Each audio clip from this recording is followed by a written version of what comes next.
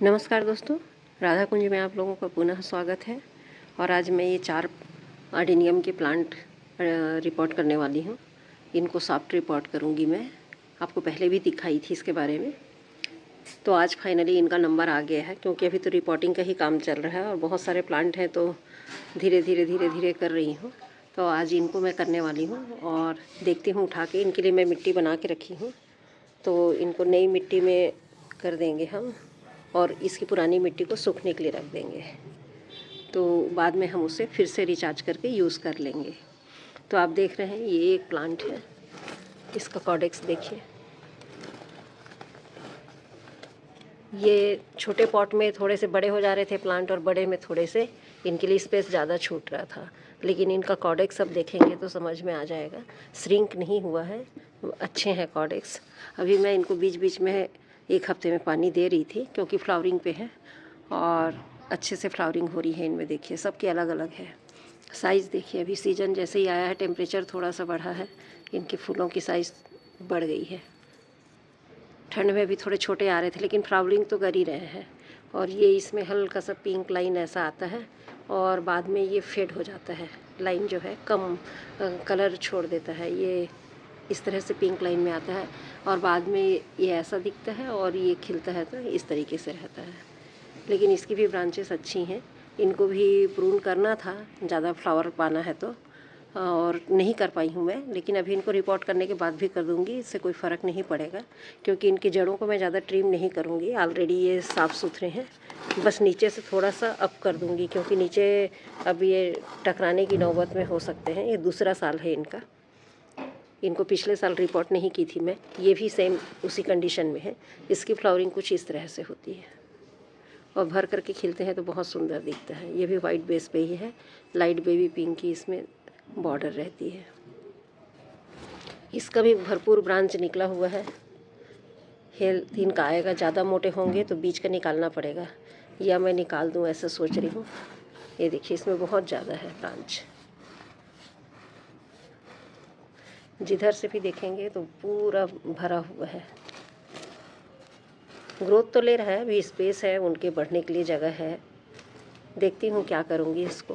और पहले तो खोल के देखूँ।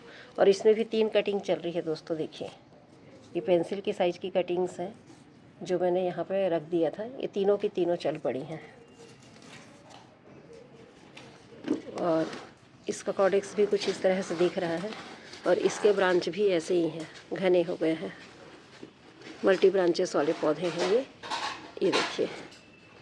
इसका देखिए तो इसका भी वही हाल है, सब तरफ से एकदम घना ब्रांच है। ऊपर की कटिंग की थी, किसी में एक का एक ही निकला है, किसी में 1 से 2 निकले हैं।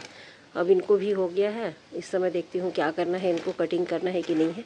करना भी होगा तो कर दूँगी दोस्तों। बाकी फ्लावरिंग पे चल ही रहे हैं बाकी प्लांट्स। ये भी थोड़ा धीरे से आ जाएंगे लाइन में। तो इस तरह से इनके फ्लावर्स खिलते हैं और तीनों की अलग अलग है फ्लावरिंग, इस तरह से।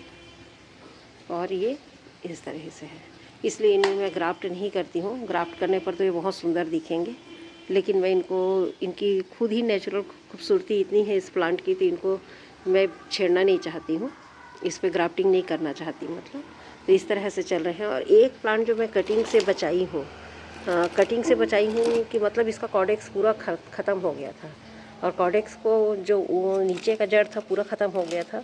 और इसको एक बार मैं फिर से कट करके सेव करने की कोशिश की थी, तो वो नहीं हो पाया था। दोबारा फिर से इसमें गलन आ गया, तो फिर से मैं इसको कट करके इसमें फंजीसाइड लगा करके इसको सेव करने की कोशिश की थी। उसके बाद हम इसको आज खोल करके देखेंगे कि इसका रूट का क्या पोजीशन है। इसको एक प्रकार से रूट टेन जैसा ही मैं करने की कोशिश की थी, तो ये मैं आपको दिखा रही हूँ। चलिए, और इसमें मैं ग्राफ्ट करूँगी। इसकी फ्लावरिंग देखिए ऐसी है।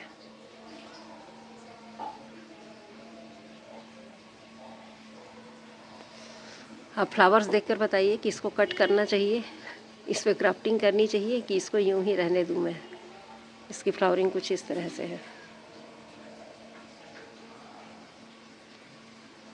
बिल्कुल बताइएगा दोस्तों कि इसको मैं कट करके इसमें ग्राफ्टिंग कर दूं या इसे यूं ही चलने दूं। अगर यूं ही चलने दूंगी तो फिर इनको मैं प्रूनिंग करूंगी। और इसमें ग्राफ्टिंग करना है बोल के मैं इसको भी प्रून नहीं कर रही थी, क्योंकि प्रून करने के लिए, ग्राफ्टिंग के लिए बहुत अच्छे से ये स्टेम तैयार हो गए हैं।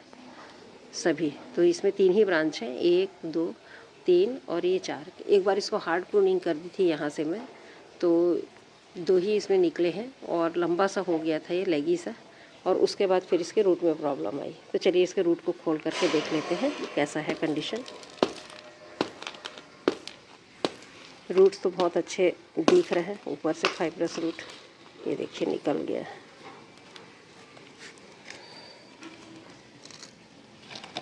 अब इनकी मिट्टी को बाद में करूँगी मैं, अभी आपको रूट्स दिखा दे रही हूँ। इसके नीचे मैं पत्थर सा लगा दी थी।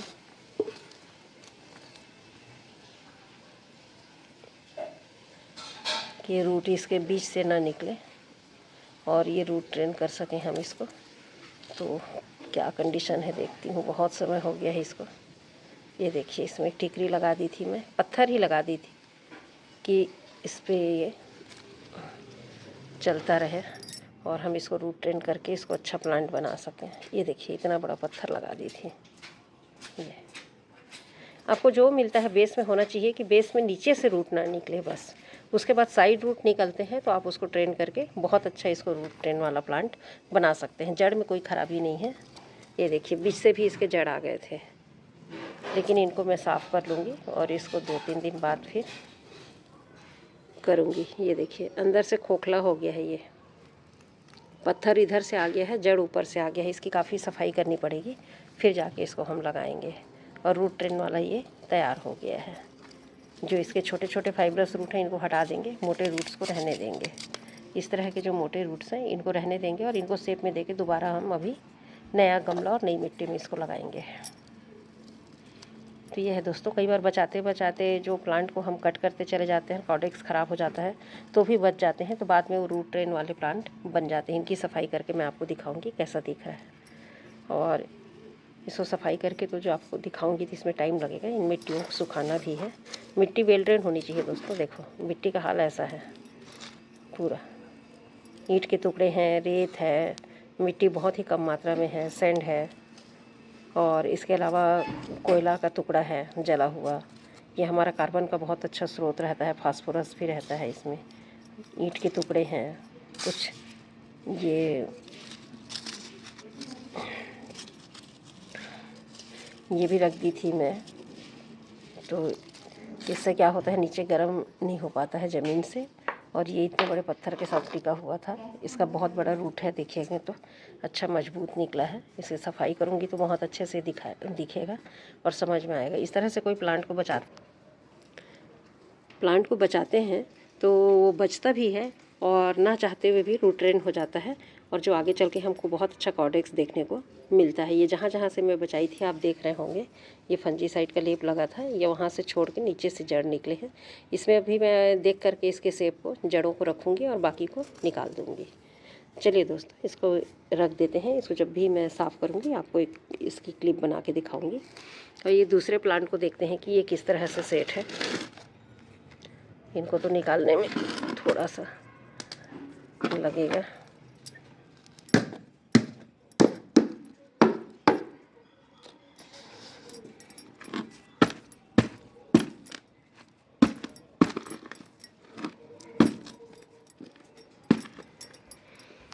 चलिए दोस्तों, एक हाथ से तो बनेगा नहीं ये, मैं आपको इसको करके दिखाती हूँ।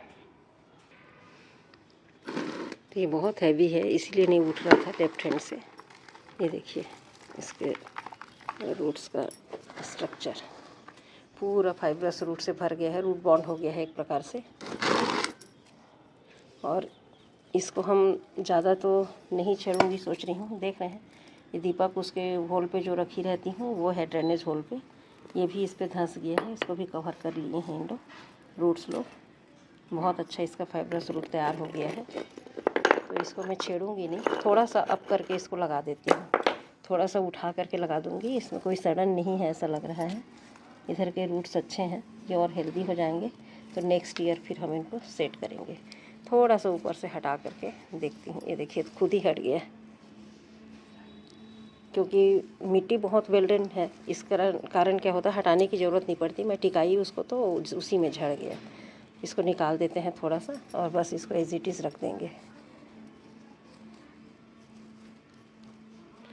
इसको कुछ भी करने की ज़रूरत नहीं है मेरे ख्याल से, तो इसको ऑफ करना भी ठीक नहीं होगा। जड़ें बहुत अच्छी निकली हुई हैं, देखिए इसकी। पूरा सफाई करने से कोई वो नहीं है, झड़ जा रहा है रेत तो खुद ही। इस तरह से है ये। इसको इसी में रख देते हैं ऐसे। और दूसरे प्लांट को भी देख लेते हैं, दूसरे का क्या हाल चाल है।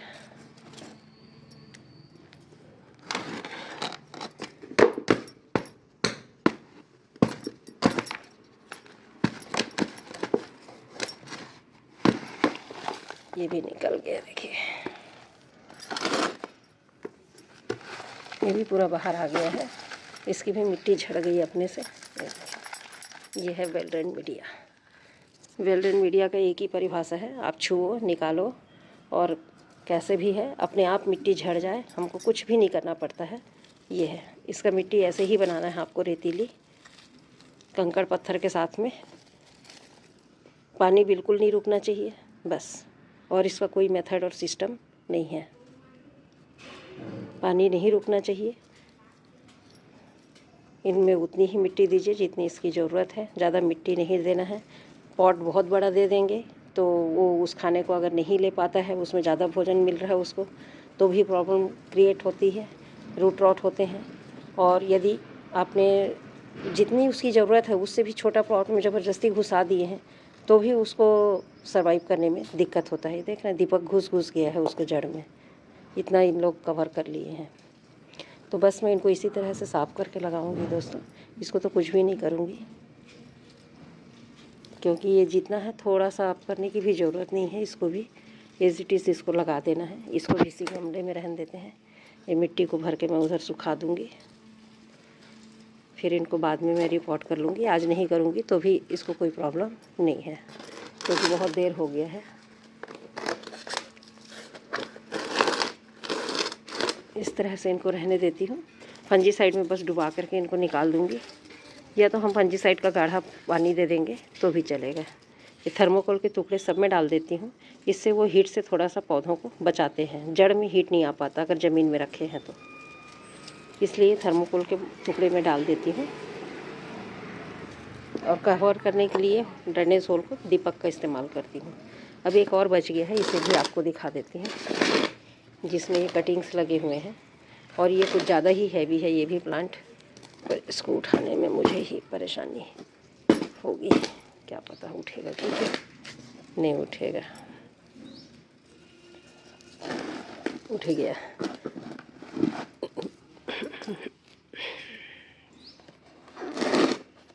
ये देखिए इसको उठाने से उठ भी नहीं रहा है। बहुत वज़न हो गया है दोस्तों, बहुत ज़्यादा हैवी हो गया है। अब इसके साथ साथ ही कटिंग से भी निकल जाएंगे। ये देखिए इसका साइज़ देखिए आप।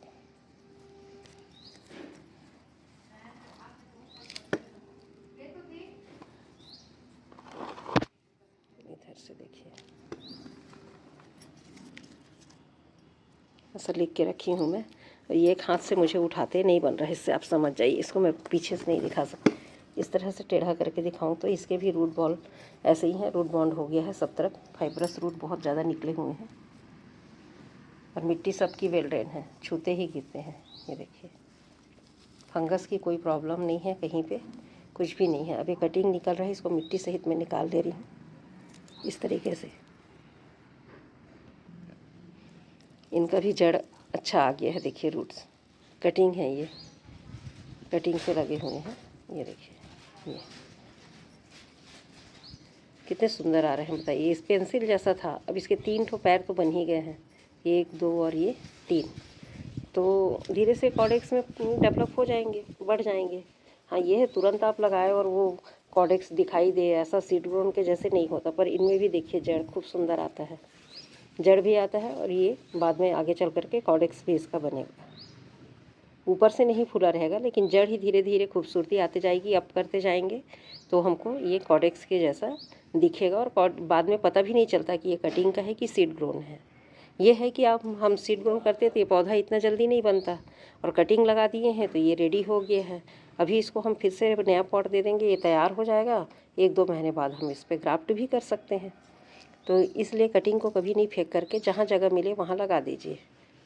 चल गया तो भी अच्छा, आप तो फेंक ही रहे थे ना, तो फेंकने की बजाय ज़मीन में लगा दीजिए, मिट्टी में लग गया तो देखिए कितना अच्छा पौधा तैयार हो जाता है। इसकी रूट्स देखिए, बहुत सुंदर रूट्स निकले हैं,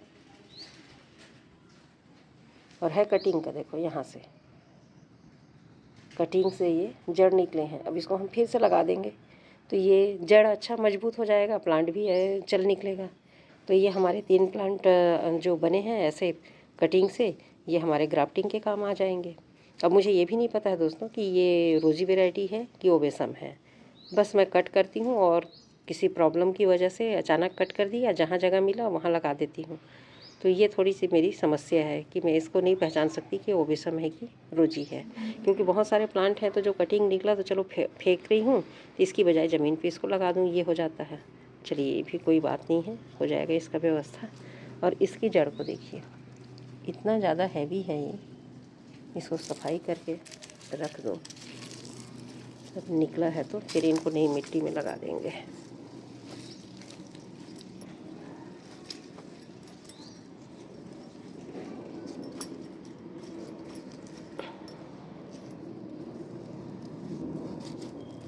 ये देखिए इस तरीके से ये सब अंदर थे।